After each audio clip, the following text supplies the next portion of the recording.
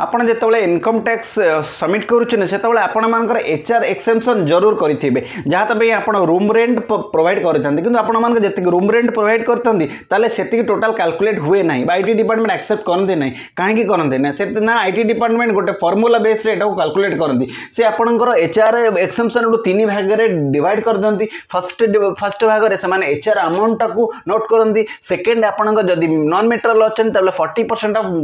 बेसिकटा नियंती एवं जदि मेट्रो अच्छा 50% ऑफ बेसिक्स टाक से नियंती एवं थर्ड भाग में आपन जति मंथली रेंट पे कर तार माइनस 10% ऑफ बेसिक आप बेसिक 10% को माइनस कर दियंती एवं ये तीन भाग में जो भाग में आपणकर कम